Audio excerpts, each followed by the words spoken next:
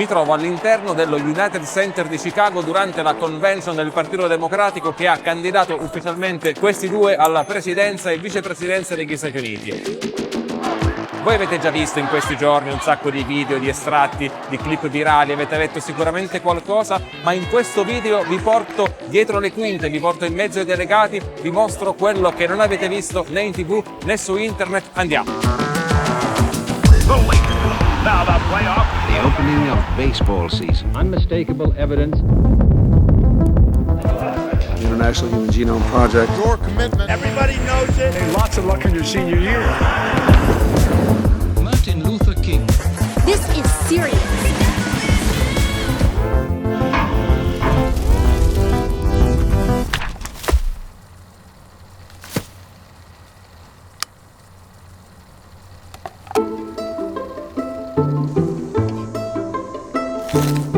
Benvenute e benvenuti a Chicago, dove siamo arrivati per seguire la convention del Partito Democratico statunitense. Che cos'è una convention? In estrema sintesi, la convention è un raduno di partito che mette insieme innanzitutto militanti, dirigenti, parlamentari eletti a livello nazionale e locale, lobbisti, attivisti, tutto il mondo che orbita attorno a uno dei due grandi partiti statunitensi. Perché però si radunano queste persone? Non per prendere decisioni. La convention non è un'assemblea che serve a fare un dibattito, no. La convention è un evento di campagna elettorale. Il suo unico obiettivo è promuovere il candidato, in questo caso la candidata alla Casa Bianca, che infatti decide col suo comitato tutto, dal colore della moquette fino alle canzoni che saranno suonate, chi parlerà, quando, per quanto tempo e anche per dire cosa, allo scopo di rivolgere al paese un messaggio chiaro. Qual è questo messaggio? Qual è il piano di Kamala Harris per diventare presidente? È quello che scopriremo in questi giorni. È lunedì mattina, è il primo giorno quindi della convention del Partito Democratico, il programma sarà già molto ricco, ci sarà Joe Biden, ci sarà Hillary Clinton, ci sarà Alexandria Ocasio-Cortez e molti altri, ma il piatto principale prima dei lavori sarà la più grossa manifestazione prevista per questi giorni contro i democratici. Ci si aspettano almeno 40.000 persone, stiamo andando proprio lì a vedere che succede, ci sarà anche moltissima polizia. Sono state autorizzate 7 manifestazioni per i giorni della convention, ce n'è già stata una ieri domenica abbastanza partecipata, tranquilla, pacifica, quella di oggi però dovrebbe essere di gran lunga la più grande.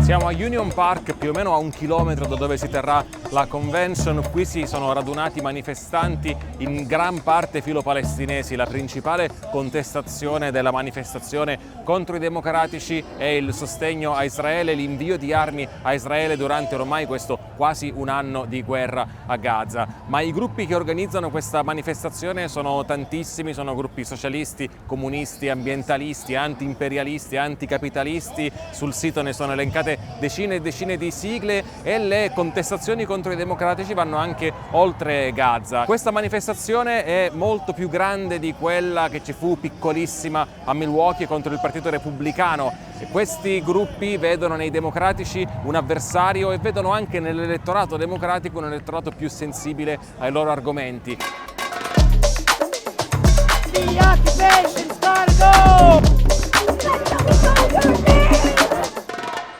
Allora, ho controllato, non erano decine, erano centinaia i gruppi che hanno sottoscritto la petizione che ha lanciato questa manifestazione. 250, tutti appartenenti a questa galassia di movimenti, gruppi, associazioni di sinistra radicale. Tutto questo si vede girando in questo parco. Negli ultimi 10 mesi abbiamo visto proteste nelle università, nelle scuole e abbiamo visto in molti casi persone giovani trovarsi alle prime manifestazioni della loro vita. Ecco, questa non è quel tipo di manifestazione. Le persone che vedo in piazza intorno a me mi sembrano in gran parte persone che si definiscono e si definirebbero dei militanti politici, che infatti comunicano dal palco con un linguaggio piuttosto gergale e utilizzano anche parole, slogan che metterebbero in imbarazzo anche alcuni sostenitori della causa palestinese. In questa piazza ho sentito naturalmente tanti messaggi pacifisti, ma si è anche urlato "non vogliamo due stati", si è evocata l'intifada, qualcuno ha marciato dietro uno striscione intitolato a una donna palestinese che mise una bomba in un cinema. Anche per questo è diventata più una prova di forza che una grande manifestazione popolare.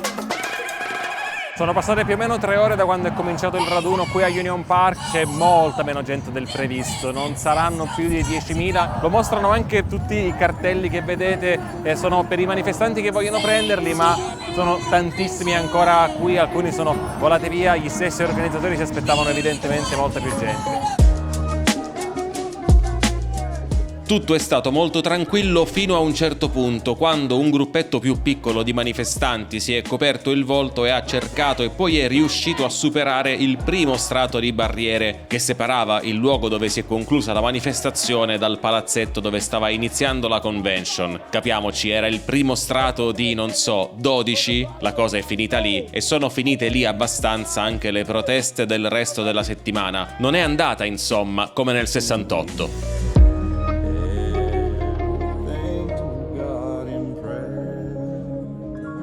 Alle mie spalle vedete lo United Center, di solito è la casa dei Chicago Bulls, stavolta sarà per questi giorni la casa della convention dei democratici. Fino a poco fa si sentiva qui qualcosa ancora dalla manifestazione che si è conclusa, adesso è finito, ci sono soltanto gli elicotteri, tra un'ora e mezza comincia la convention.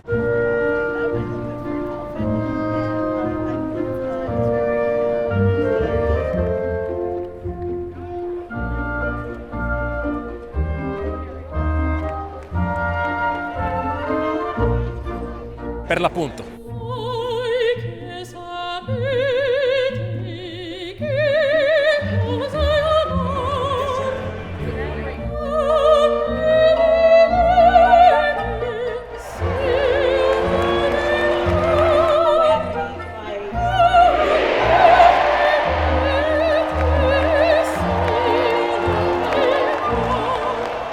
C'è una montagna di gente, forse il doppio o il triplo di quella che c'era a Milwaukee nel palazzetto. In questo momento sta parlando Steve Kerr, allenatore della nazionale statunitense di basket, campione olimpica, allenatore dei Golden State Warriors e leggenda dei Chicago Bulls, che in questo palazzetto giocava con Michael Jordan, per esempio. I personaggi di successo, soprattutto secondo il motivo per cui hanno fatto successo, possono essere utili per comunicare alle persone quali sono i tuoi valori, ma la principale funzione è attirare l'attenzione. Questi eventi sono innanzitutto eventi televisivi, si cerca di raggiungere un pubblico che vede Steve Kerr, si ferma e poi magari a quel punto ascolta anche il resto. Questa convention è cominciata un po' dalla fine. Un mese fa avremmo detto Joe Biden chiuderà i lavori giovedì, invece Joe Biden ha chiuso i lavori lunedì, il primo giorno, visto che non è più il candidato. Primo giorno che si è fatto notare, diciamo, si farà ricordare secondo me soprattutto per 2 discorsi, quello di Hillary Clinton e quello di Alexandria Ocasio-Cortez.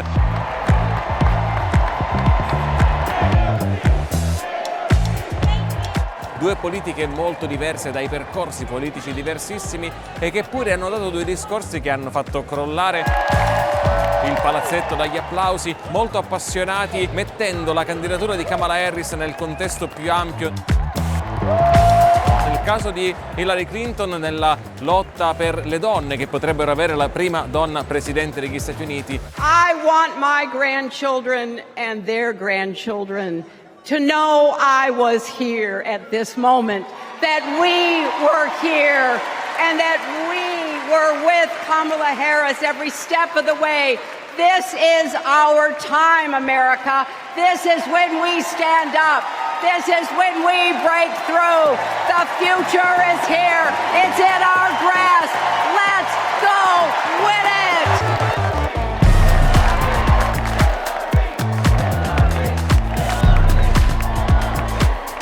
Nel caso di Ocasio-Cortez, nella lotta per la classe media. Ever since I got elected, Republicans have attacked me by saying that I should go back to bartending. I'm happy to, any day of the week, because there is nothing wrong with working for a living. Imagine having leaders in the White House who understand that.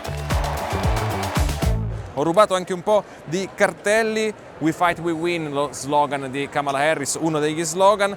Jill, il nome di Jill Biden, la moglie di Biden, peraltro Jill è il nome anche di Jill Stein, la candidata dei Verdi. Sto cartello verde secondo me non è stata tanto una buona idea.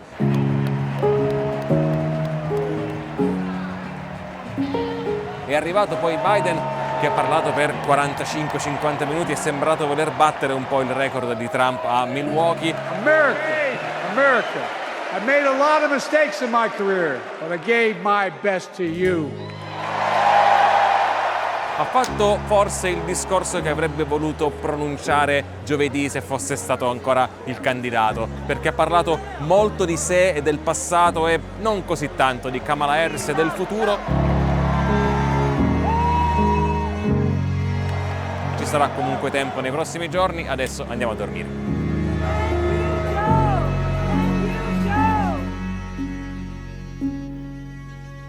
Sapete che avendoci dormito sopra sono un po' perplesso dalla prima giornata della convention. C'era un gran clima, tantissimi applausi, un clima molto festoso, ma forse proprio la festa ha avuto un po' la meglio sui contenuti. Era una grande celebrazione di Kamala Harris, naturalmente ci stava, però il contrasto tra Trump e Harris si limitava a dire non vedete quanto siamo meglio noi e quanto è terribile lui, che è un argomento che convince soltanto chi è già convinto. Ecco, ho avuto una percezione di vibrazione, diciamo, Hillary Clinton 2016, settembre-ottobre, come se i democratici avessero schivato un proiettile col ritiro di Biden, rimesso in palla la situazione, rimessa, diciamo, in equilibrio le elezioni, anzi oggi Kamala Harris è in vantaggio nei sondaggi e quindi forse basta così? Non so, mi è sembrato che ci fosse poco di rivolto a chi è ancora indeciso, a chi non sa se effettivamente può fidarsi di Harris. Stasera parlerà Obama, mi aspetto onestamente qualcosa in più. Vi dicevo, alle convention non si prendono vere decisioni politiche, ma il secondo pomeriggio comincia con una votazione che è del tutto formale. Si mette in scena un voto spettacolare che serve a dare rappresentanza a tutti gli stati, ognuno con le sue tradizioni, con il suo star system anche. Per 2 ore un DJ mette la musica, una canzone per ogni stato. Alcuni stati si sono fatti notare decisamente più degli altri.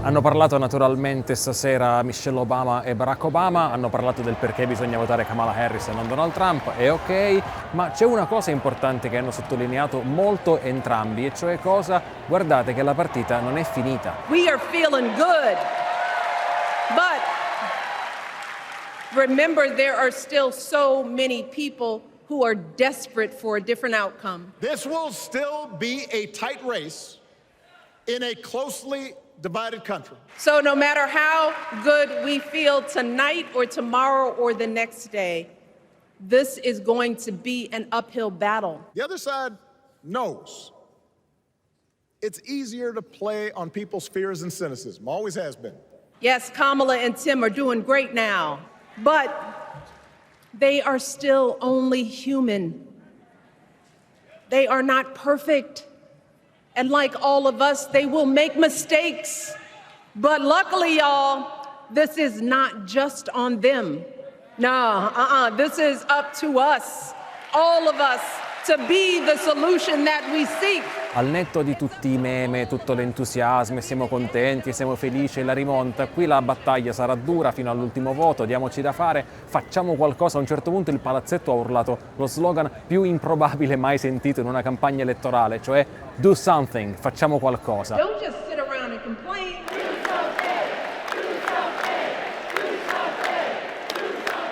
Però ecco, mi è sembrato che abbiano dato un po' una svegliata a un palazzetto sì molto felice, ma che ieri era sembrato essere un po' cullato, diciamo, dall'entusiasmo di aver riaperto la partita. La partita è riaperta, ma è ancora davvero aperta. Posso dire che l'avevo detto? L'avevo detto. Ha parlato per pochi minuti poi anche Stephanie Grisham, portavoce dell'amministrazione Trump. Era praticamente un membro acquisito della famiglia Trump, è venuta qui a dire di aver visto la luce, di aver capito che Trump è un uomo di cui non bisogna fidarsi. Difficilmente i democratici ne faranno un'eroina, è un personaggio coinvolto anche lei in 1 miliardo di scandali. He has no empathy, no morals, and no fidelity to the truth. Nota a margine, ha parlato il second gentleman, cioè il marito di Kamala Harris, possibile first gentleman qualora Kamala Harris dovesse vincere le elezioni, uomo dotato di un certo senso dell'umorismo. Dovesse vincere Harris, impareremo a conoscerlo meglio. I got Kamala's voicemail and I just started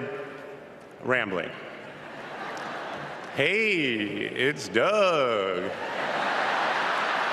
I'm on my way to an early meeting. Mama, save that voicemail. And she makes me listen to it on every anniversary.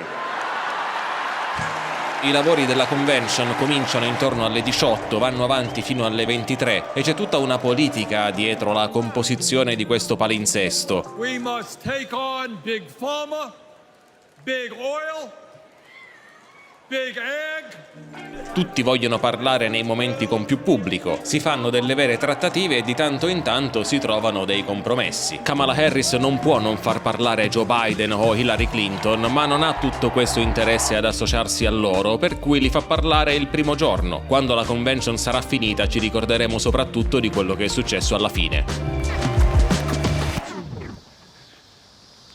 È mercoledì, terzo giorno, che comincia con una multa, perché era il giorno di pulizia delle strade, ma noi ieri siamo tornati alle 3 del mattino qua, potevamo ricordarci del giorno di pulizia delle strade? No? $60. Vabbè, se volete vedere come è fatta una multa a Chicago, è fatta così.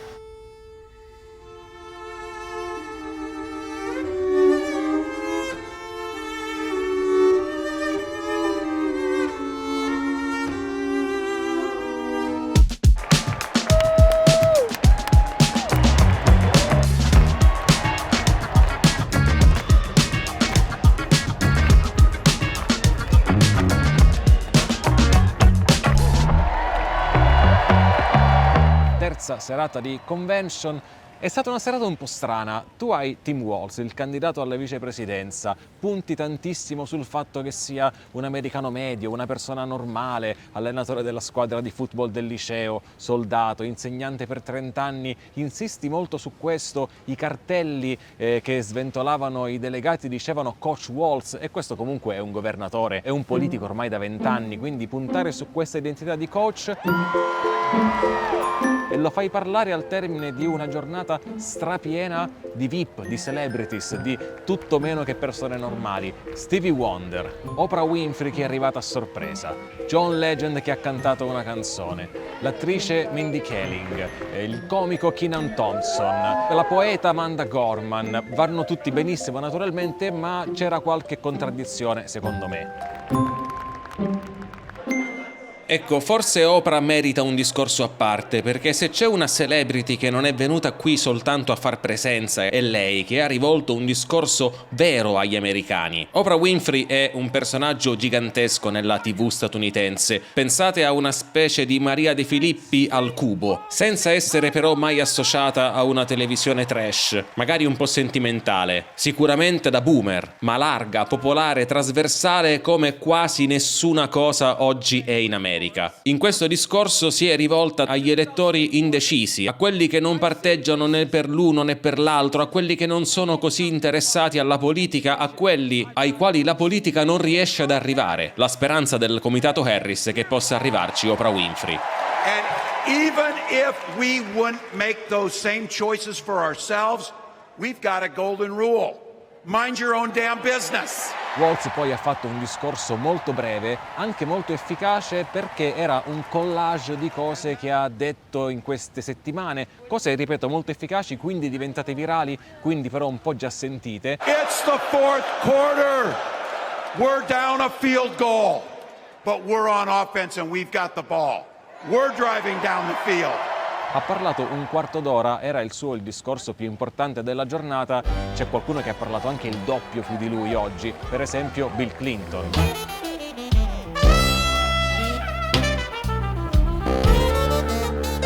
Che, non lo direste, è più giovane sia di Biden che di Trump, nonostante abbia fatto il presidente ormai 30 anni fa. È andato quasi completamente a braccio, con la voce che tremava parecchio ma con una certa efficacia. Clinton era un fuoriclasse ai suoi tempi, ora naturalmente non ha più quel tipo di passo, ma è stato molto alto pur riuscendo a essere chiaro e concreto come nel suo stile. Per esempio ha tirato fuori e presentato con efficacia questo dato incredibile. Lui stesso ha detto: non ci credevo quando l'ho visto. Dalla fine della guerra fredda a oggi gli Stati Uniti hanno creato 51 milioni di nuovi posti di lavoro. Sapete quanti di questi sono stati creati da presidenti democratici? 50 milioni. I'm glad that we've got a championship winning coach on our team. But even the most limited of us in what we know about football knows that if you're got 50 and the other side's got 1, you're ahead.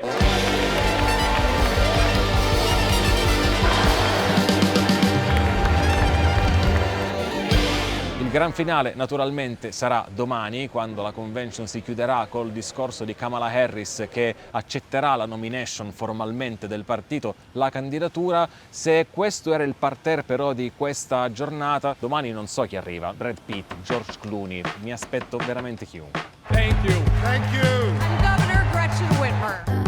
In ogni caso, oltre alle celebrities e alla vecchia guardia, i democratici in questi giorni hanno anche esposto molta classe dirigente del futuro. Da Pete Buttigieg a Wes Moore, da Alexandria Ocasio-Cortez a Gretchen Whitmer fino a Josh Shapiro, governatore della Pennsylvania, del quale si dice che parli quasi facendo un'imitazione di Barack Obama. We've made progress and advanced the cause of freedom.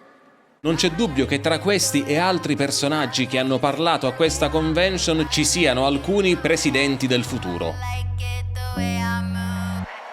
Momento dietro le quinte. Queste sono le copie dei discorsi degli oratori della convention che vengono consegnate a noi giornalisti qui nella tribuna stampa circa mezz'ora prima che i discorsi vengano effettivamente pronunciati. C'è scritto embargoed. Embargoed cosa vuol dire? Che non possiamo scriverne finché i discorsi non vengono pronunciati, ma leggerli ci aiuta già a organizzare il lavoro.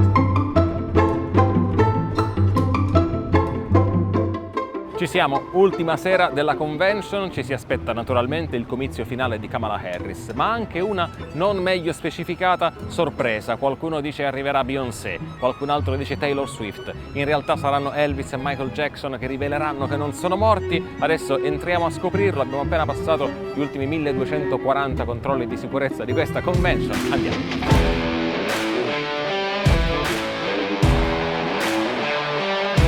La sorpresa alla fine non c'è stata, né Beyoncé né Taylor Swift né nessun altro. La sorpresa per certi versi è stata Kamala Harris. Chissà che questa voce non l'abbia messa in giro persino il suo staff, per attirare ancora più curiosità e attenzione per questo discorso. Prima che Kamala Harris però prendesse la parola, il messaggio dell'intera ultima giornata di convention è stato: Kamala Harris terrà gli americani al sicuro. Si è parlato di sicurezza nazionale, si è parlato di forze armate, di terrorismo, di politica estera. Questa giornata sembra una risposta all'accusa implicita che ricevono spesso le donne in politica, l'accusa di essere deboli. Nella comunicazione poi di se stessa, della sua storia, dei propri valori, Kamala Harris sta puntando molto sul suo passato da procuratrice, che una volta sembrava potesse essere un problema per la sua carriera politica. I procuratori non sono sempre così ben visti a sinistra. Oggi invece punta molto su questo tratto biografico, perché è il tratto biografico che le permette di raccontare di quando ha dato la caccia ai narcotrafficanti, altro che debole. E quindi abbiamo visto sul palco una parata di ex soldati, di ex generali, di ex capi della CIA, di ex ministri della difesa,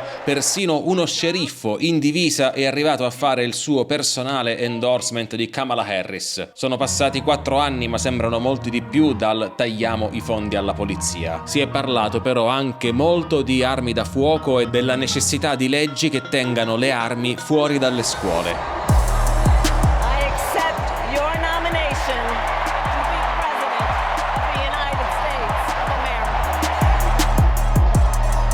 Gli americani sanno chi è Kamala Harris, ma non sanno tantissimo della sua vita, della sua storia, e questo è certamente il pubblico più grande che l'abbia mai ascoltata parlare. Per questo Kamala Harris ha cominciato raccontando chi è, da dove viene, da dove arrivano i suoi genitori, qual è il cammino insolito che l'ha portata non solo a parlare da candidata a questa convention, ma che l'ha portata a far parte della classe media a Oakland in California, a come ha scelto poi la carriera giudiziaria nel tentativo di fare qualcosa cosa per proteggere gli americani più deboli e più indifesi. Chiaramente la storia personale viene raccontata in un modo coerente con le promesse che la candidata Kamala Harris ha fatto e sta facendo in questa campagna elettorale. And every day in the courtroom I stood proudly before a judge and I said 5 words.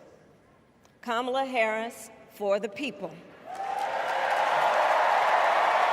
And to be clear, my entire career, I've only had one client, the people.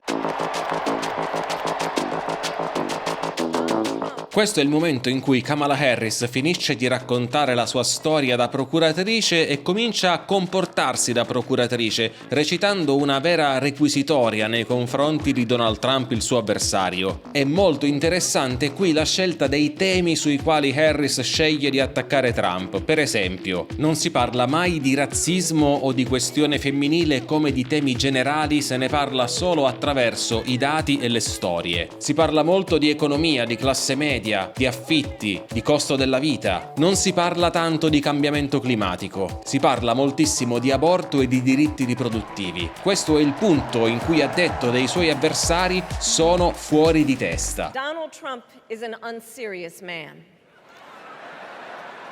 But the consequences of putting Donald Trump back in the White House are extremely serious. La parte finale del discorso è quella più positiva ed è quella più proiettata al futuro. Harris ha elencato le proposte principali del suo partito, della sua campagna elettorale, senza entrare troppo nel dettaglio dei programmi, ma dicendo da che parte pensa di stare. Dalla parte di chi difende la libertà, concetto caro ai repubblicani ma che i democratici hanno cominciato a utilizzare a modo loro. La libertà di essere sicuri dalla violenza delle armi da fuoco, la libertà dalle preoccupazioni economiche, la libertà di decidere del proprio corpo. Harris sta cercando di convincere gli americani che questi non sono i valori del Partito Democratico, ma sono i valori americani, e si capisce che questo messaggio è sia un fine che un mezzo. Serve a Kamala Harris anche a presentare la propria eventuale elezione come una nuova pagina della storia americana. It is now our turn to do what generations before us have done. Guided by optimism and faith, to fight for this country we love, to fight for the ideals we cherish, and to uphold the awesome responsibility that comes with the greatest privilege on earth. The privilege and pride of being an American.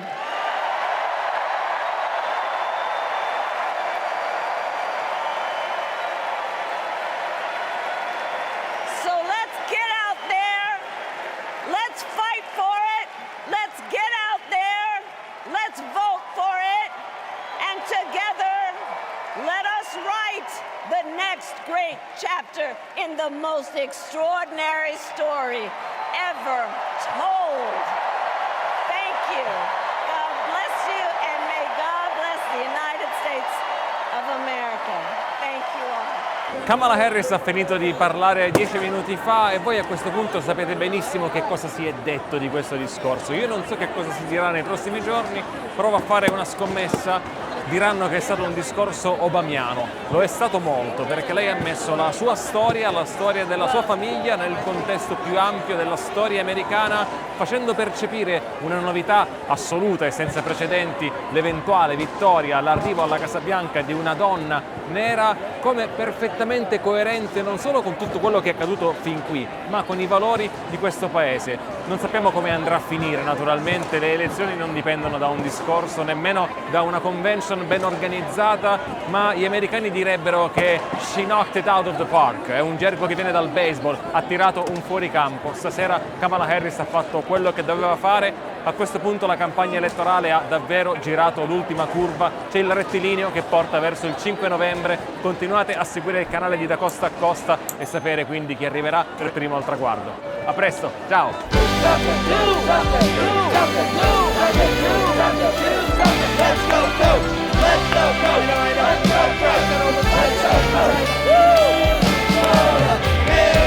Minnesota! Minnesota! Minnesota! Minnesota!